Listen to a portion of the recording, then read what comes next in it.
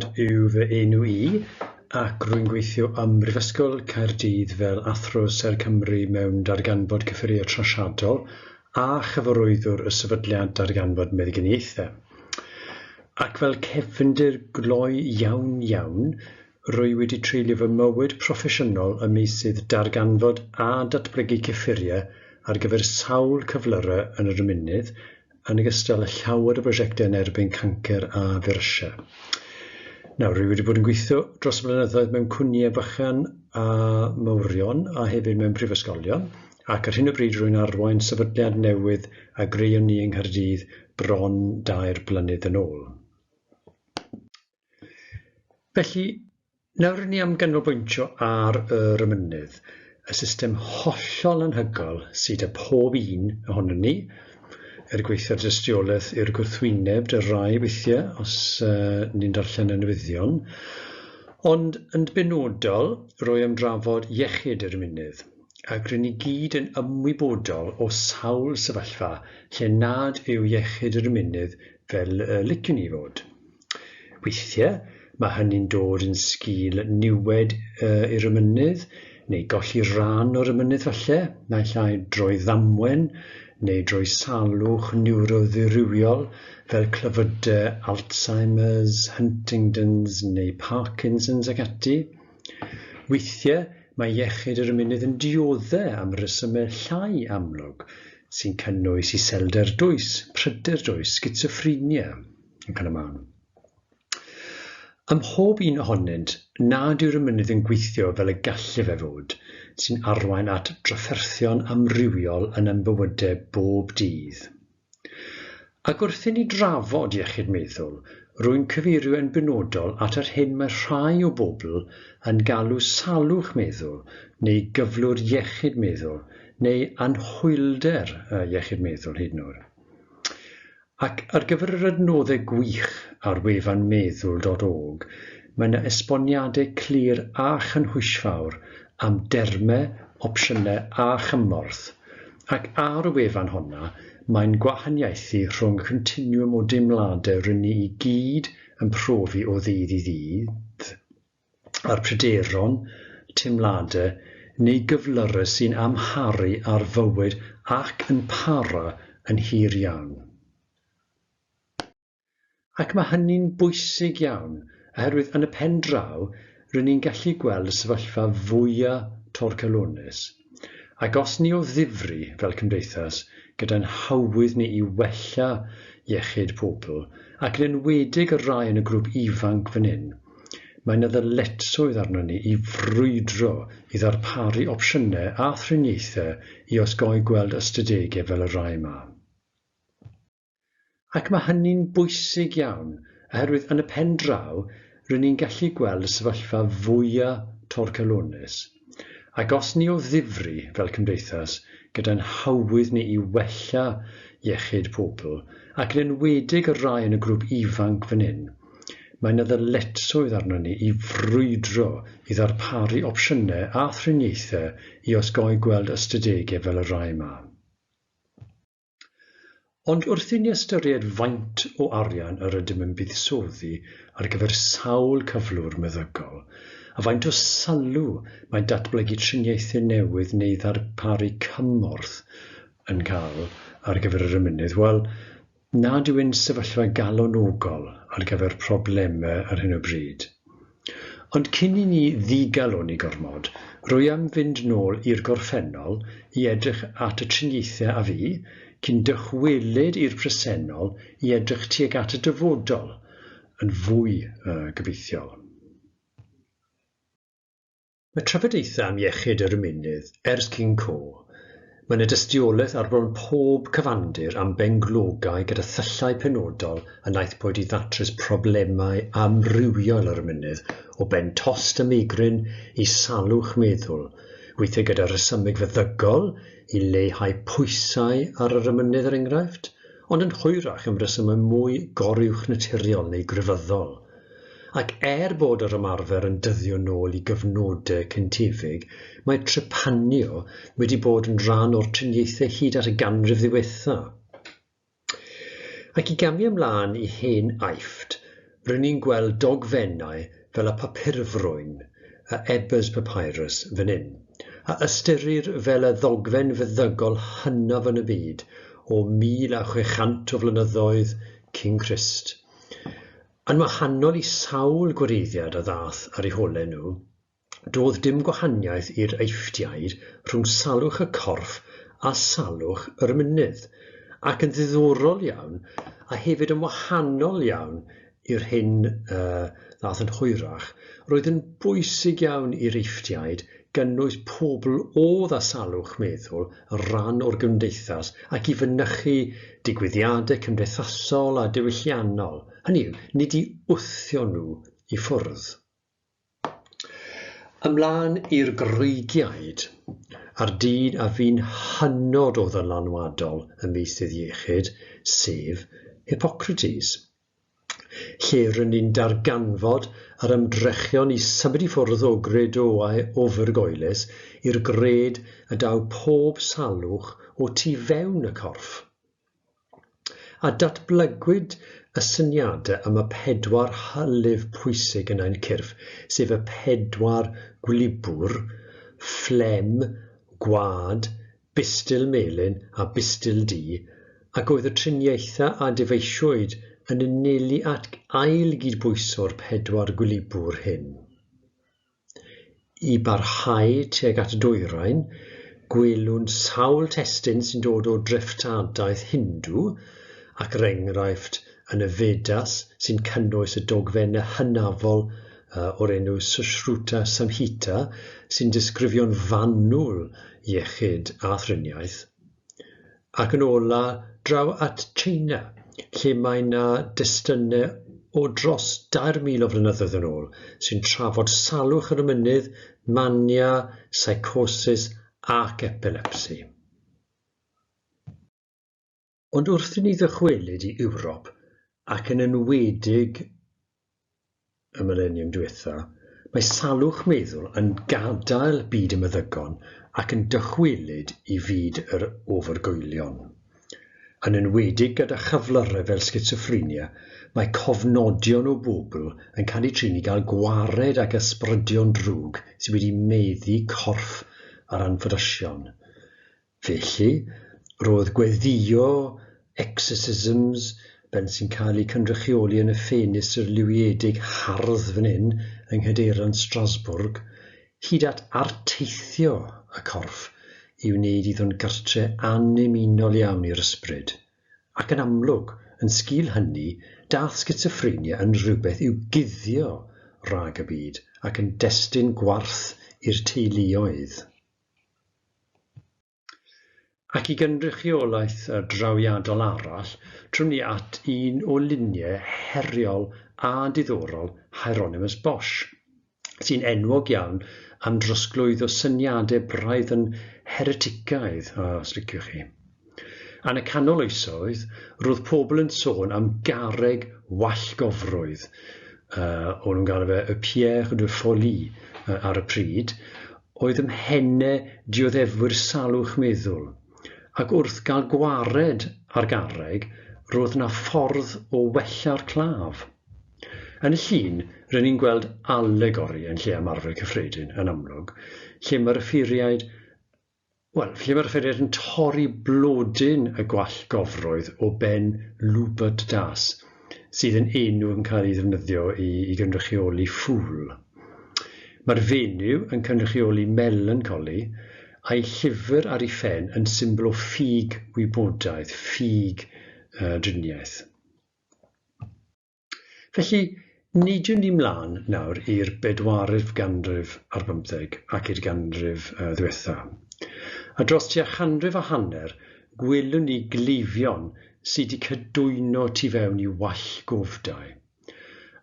A dath yr opsiwn o roi pobl gyda chyflyrau oedd yn anodd i hesbonio tu fas i'r golwg yn syniad pwerus iawn. Yr gweithar chwyldro diwydiannol ac ati oedd syniadau am y 4 gwlibwr Hippocrates dal yn fyw ac roedd un o'r triniaethau mwyaf ryfedd, sef troelli yn boblogaidd iawn ac yn boblogaidd iawn gyda sawl awdur enwog. Gwraidd y syniad, wrth gwrs, oedd ceisio ail gydbwyso'r 4 gwlybwr. Wedyn, yn y 50au, 60au, 70au, triniaeth boblogaidd y pryd, sef gwyndoriad, hynny yw torri nerfau gwyn yr ymennydd, ac wedyn mlaen at therapiau cyfoes mewn ysbytau ar hyn o bryd, sef therapi sioc drydanol. Ond, wrth gwrs, roedd datblygiadau pwysig eraill yn ystod y ganrif ddiwethaf, sef o wawr o gyffuriau neu feddyginiaethau psychiatrig newydd. Ac wrth i ni drafod cyffuriau newydd, meddyginiaethau newydd, mae'n bwysig sylweddoli taw yr un fath o gymegion neu sylweddau ydyn nhw. Ac yn enwedig wrth i ni ystyried cyffuriau ar gyfer yr ymunydd, sdim gwahaniaeth mewn termau cemegol beth rhwng y bydoedd cyffuriau drwg a chyffuriau da. Maen nhw i gyd yn cyflawni'r un peth, sef cael effaith ar brosesau sy'n mynd ymlaen yn ein cyrff, boed hynny'n dda neu ddrwg yn y pen draw. Felly, i gael pip ar ddwy ddosbarth o gyffuriau pwysig iawn, dyma'r hysbyseb wreiddiol ar gyfer y cyffur iproniazid neu toffrenil. Ac enghraifft o siawns yw'r cyffur hwn. Hynny yw, mewn clinig tuberculosis roedd arbrofion i ddatblygu triniaeth newydd. Ond, yn anffodus, ni lwyddodd yr ymdrechion.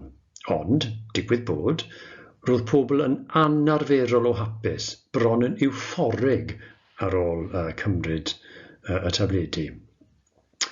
Ac wedyn, datblygwyd triniaeth newydd, hollol newydd sbon ar gyfer iselder. Flynyddoedd ar ôl ni, daeth y ddealltwriaeth am sut mae'r cyffur yn gweithio. Ac fel ail enghraifft, y grŵp o gyffuriau rydyn ni'n ei galw yn benzodiazepines, sy'n cynnwys Valium fel yr un mwyaf enwog. Unwaith eto, doedd dim sail i'r syniadau i ddechrau.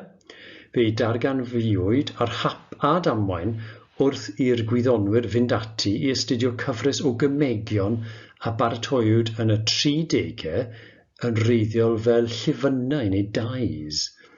Wedyn, 20 mlynedd yn ddiweddarach, mewn profion hollol wahanol ar gyfer tawlyddion, nath rhywun arbrawf gyda'r un o gymegion oedd ar y silffoedd, a dyma sut dechreuodd dosbarth newydd o feddyginiaethau, yn amlwg heb unrhyw sail rhesymegol i ddechrau o gwbl.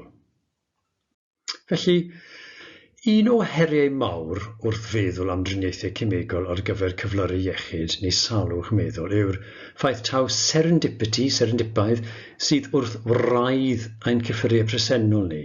Felly, os ni moyn creu cyffuriau neu feddyginiaethau newydd, wel, lle dylwn ni gychwyn?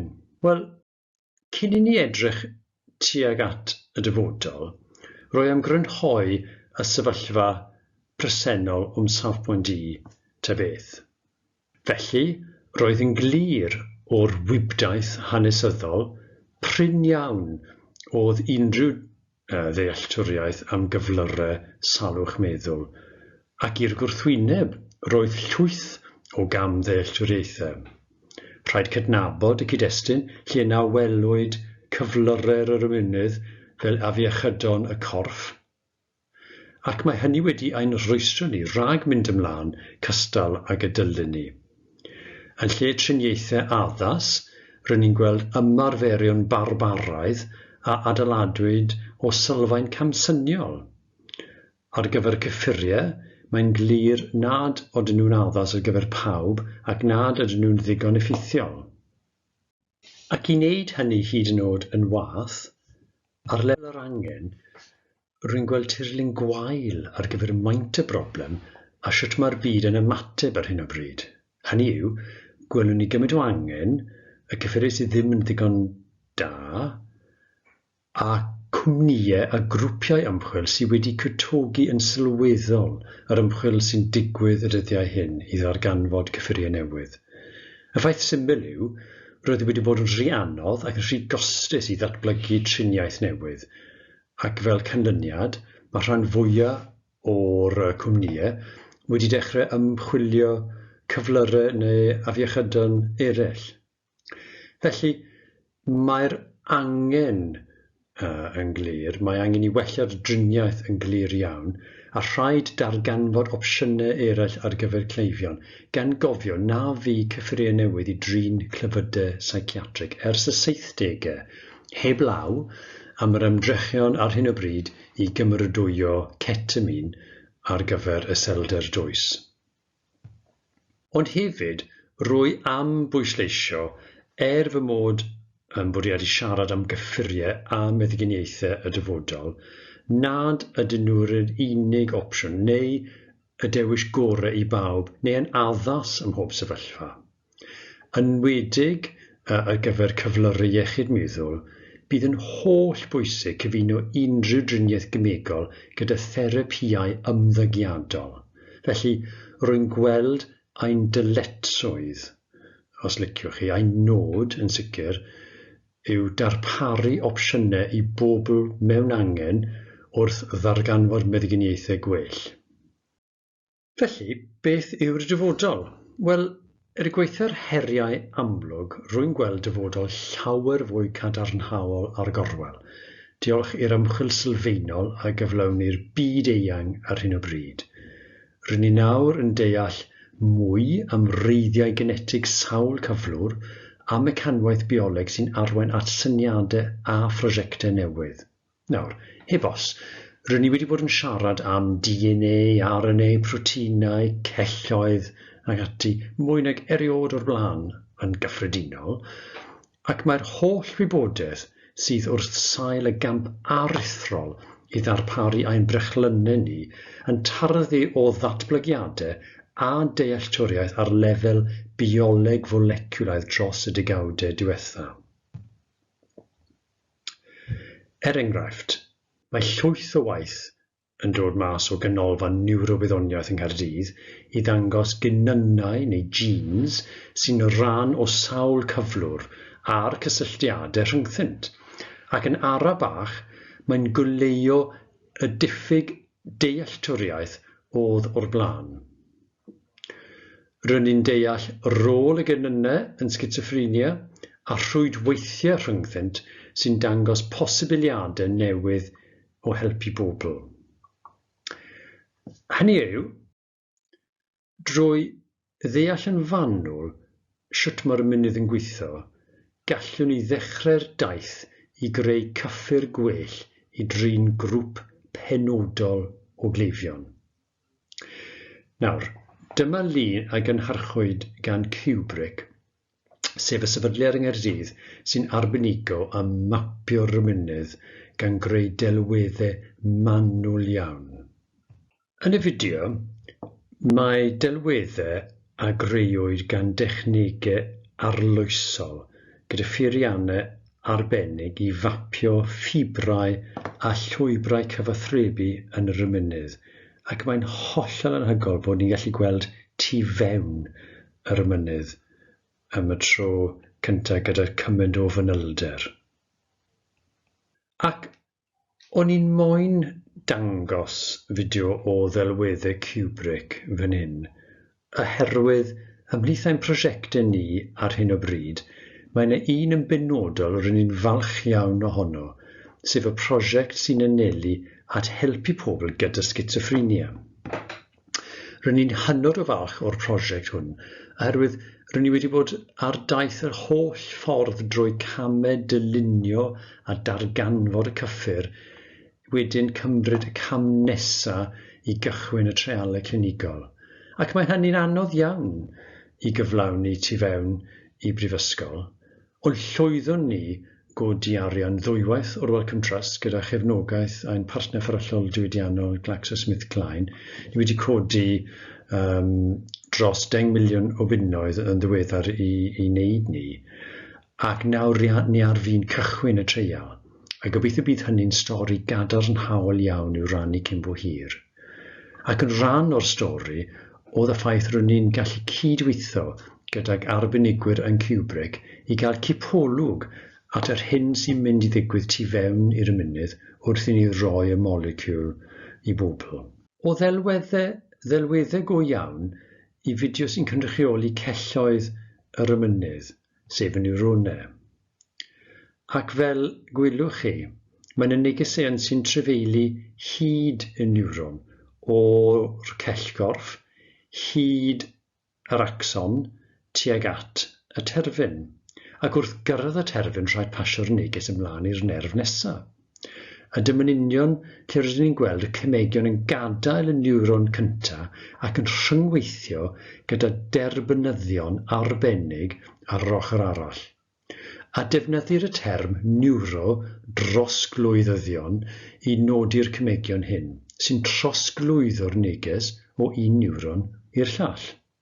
Ac mae yna amrywiaeth o niwrodrosglwyddyddion sy'n rheoli sut mae'r ymennydd yn gweithio. Ysgol, pa mor hyfryd a chymleth yw'r patrwm o gyfathrebu tu fewn i'n hymenyddiau. Mae'n hollol anhygoel. A bydd pawb yn gyfarwydd iawn gyda rai o'r niwrodrosglwyddyddion pwysig iawn, enghraifft serotonin, dopamine, acetylcholine a histamine. Wrth ganolbwyntio ar y niwrodrosglwyddyddion, mae'n y ddau arall sy'n bwysig iawn i'n hymchwil ni, sef GABA a glutamate. Maen nhw fel y yin a yang yr mynydd. Hynny yw, mae GABA yn llynyddu bod glutamate yn cynhyrfu. Maen nhw fel switches bach tu fewn yr mynydd.